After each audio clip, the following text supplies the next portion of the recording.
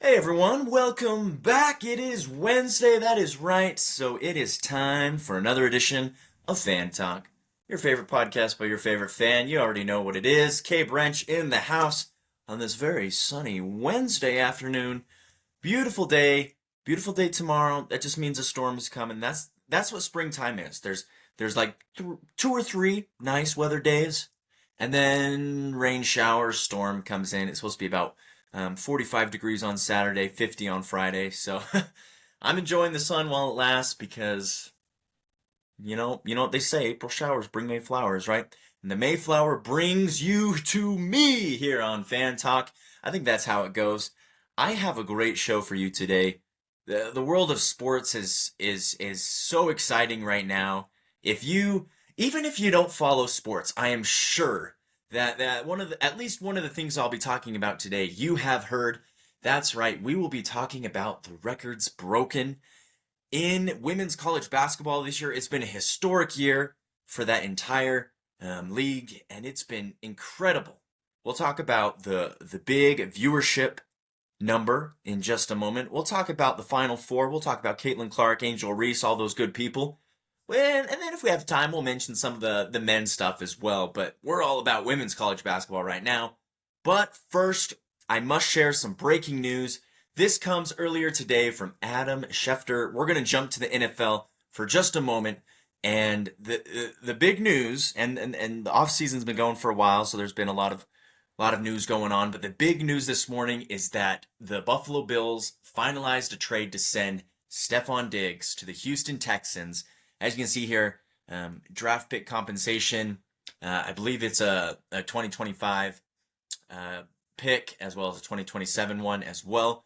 But we kind of heard all off season and even during the season that there was a little bit of beef between Stephon Diggs and the Buffalo Bills. He wasn't having as great as a year. He wasn't feeling involved. He wasn't feeling like home.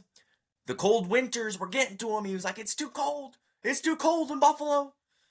So now he'll be hanging out in good old Houston. And I just want to say, the Houston Texans, of course, an AFC team, so I wasn't necessarily rooting for them because they're in the same conference as the Denver Broncos, but they were definitely a team come playoff time that I was like, all right, I want this team to win over obviously the teams like Kansas City, even the teams like Buffalo, Miami. Like I want this Houston team to do well. And led by rookie quarterback CJ Stroud, they did very well. Um, rookie coach and D'Amico Ryans. Now, if you can look here, this is their new offense. CJ Stroud, they got Joe Mixon in the offseason from the Cincinnati Bengals, Stephon Diggs, Nico Collins had a baller year, Tank Dell had a baller year before his injury last year, and Dalton Schultz at tight end. Woo! That will be a dangerous team. I wouldn't be surprised.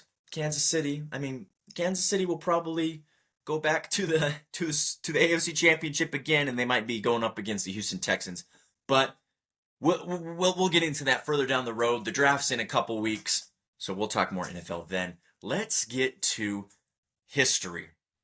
Now, I always really liked history when I was in school, particularly American history, European history, long ago, to a time where I had no part in, where I was not around, where I wasn't even a thought yet.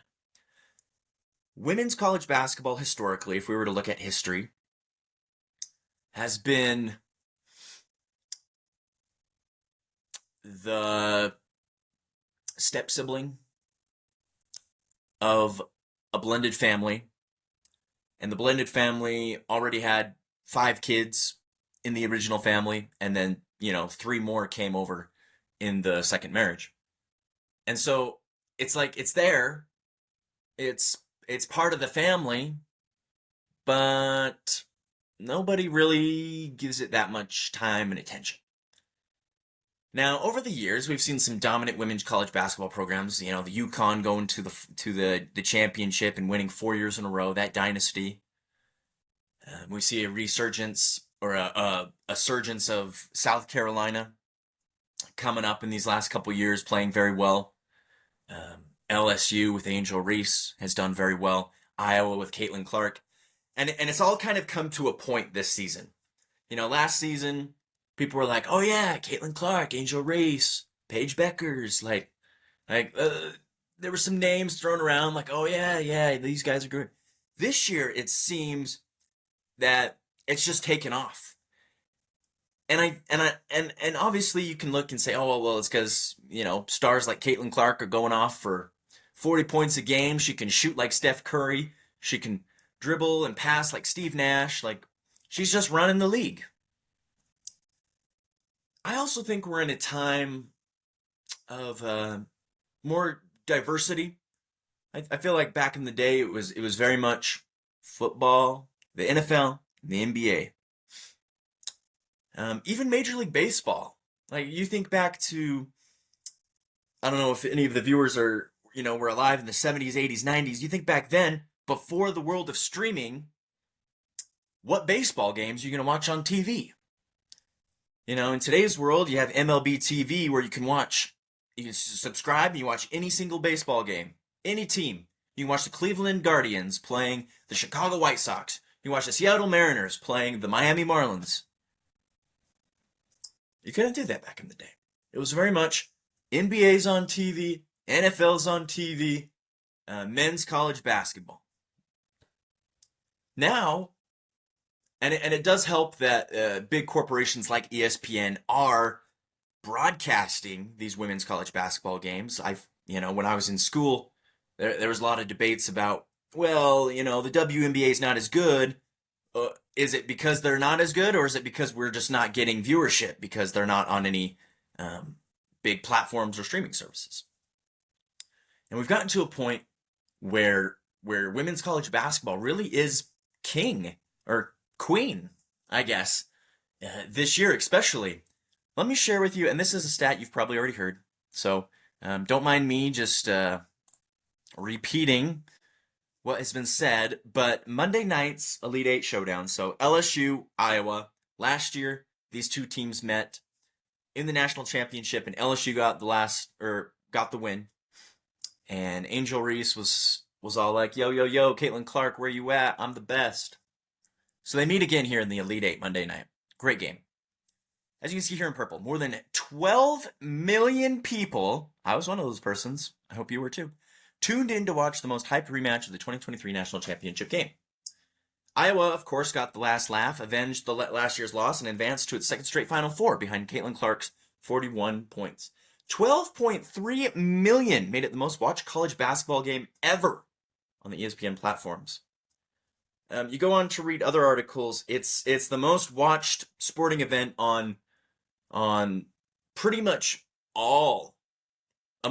across all leagues on the ESPN platform. You look more than any baseball game, more than any NBA game.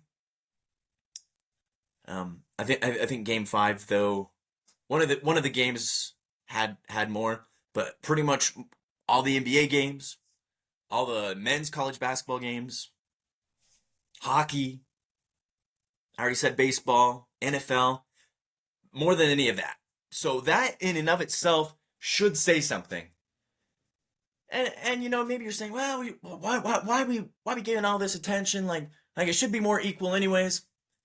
But again, I bring it back to historically before streaming services, and I think today's media world is great for women's sports because it gives them room. It gives them the opportunity to have a space, to have a place to be seen. Because like I said, you go back 70s, 80s, 90s, yeah, even the early 2000s, you're like, you turn on the TV, before you could access YouTube TV or any of that, like you turn on the TV, your local cable, this is what you got. Oh, you got the local NFL game. You got the Los Angeles Lakers against the Celtics on ABC. You got, the top college basketball game. There was no room for women's college basketball because there was limited spots in the broadcasting guide. So this is great, not just for, this year, Caitlin Clark's going to move on, Angel Reese is going to move on. College stars come and go. They're only there 4 years, maybe 5. if they exercise their COVID year or do a graduate program. And then they're gone. And so the hype around Caitlin Clark, while it may have been personal, it's the beginning of something big. It's the beginning of the entrance of the appearance of women's sports, and I think it will stick, especially in today's streaming world. So that's just my 2 cents on it. I mean, everyone's talking about it, and everyone will keep talking about it as we go forward. But let's talk about the Final Four matchups. Friday, so 2 days from today, we got a sweet Final Four. Of course, South Carolina, an undefeated season, which is very impressive. No matter what league you're in, men's college basketball, professional, women's college basketball, church ball, rec league, going undefeated is tough, especially when you play 36 games. Can you imagine 36 games? It's incredible. They're facing off against NC State, which is awesome because the men's counterpart as an 11th seed is in the tournament as well. That game should be fun. Look at the ticket prices, $314. Go hit up Cleveland. And then, of course, Iowa, Caitlin Clark versus UConn, Paige Beckers. Of course, there's other players on the team. It's not just them. But that will be a marquee matchup as well. I personally, and this is what I picked in my bracket, I had Iowa, Caitlin Clark, against undefeated South Carolina, with South Carolina coming out on top, just because they're good. They're really good.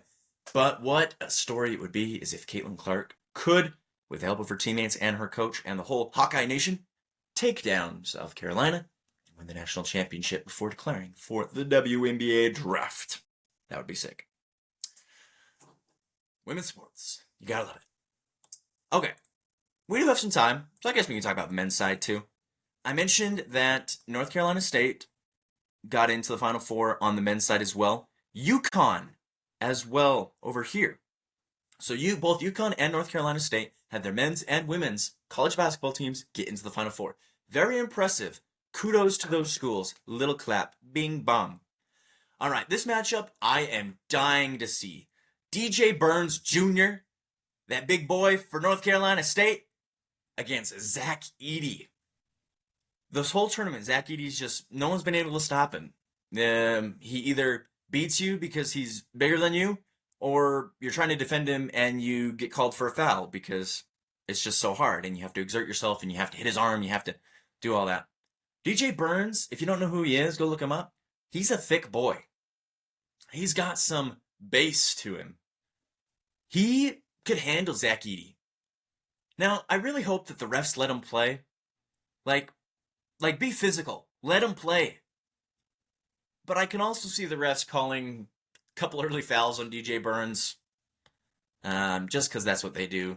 They call fouls on defenders against Zach Edey. So, we'll see there. I'm going for NC State. What a story. What a story. If you haven't been paying attention, in the ACC tournament, they went on a run. They beat a Virginia team. They beat Duke. They went all the way to the championship game and won. And that's how they got into the NCAA tournament.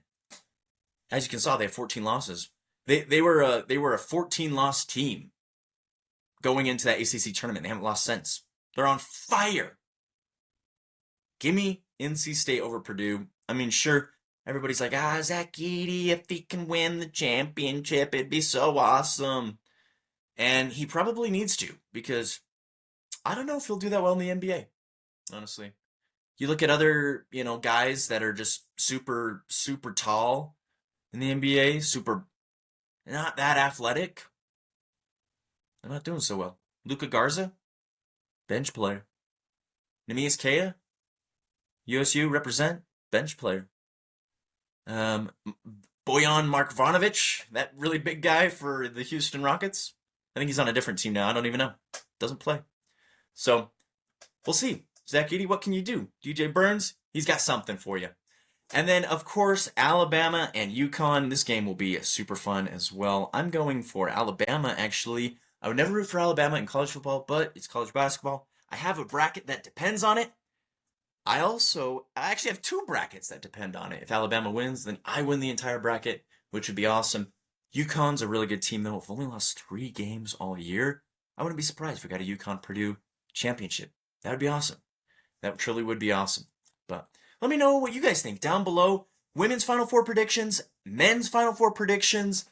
Tell me what you think about the Stephon Diggs trade. Quick shout out here to the Pittsburgh Pirates starting 5-0 the first time since 1983. That is when, well, let's see, Willie Stargell was off the team by then, and same was Roberto Clemente. So the last time they did that, their historical players weren't even on the team. It's been so long since they've been good. I'm not going to come out and say that they're going to, make the postseason quite yet, but great start, 5-0. Also, shout out to Rogue One. I had no candle today, if you guys noticed. It's just too hot outside for a candle, so yeah. Of course, let me guys know your predictions down below. Fan Talk is a podcast that you can find on YouTube, Spotify, iHeartRadio, and now Amazon Music. Go hit me up. Go like all my socials. Appreciate you guys. Go enjoy the sun. Wear sunscreen. Don't get cancer. And have a fantastic April weekend. Peace out.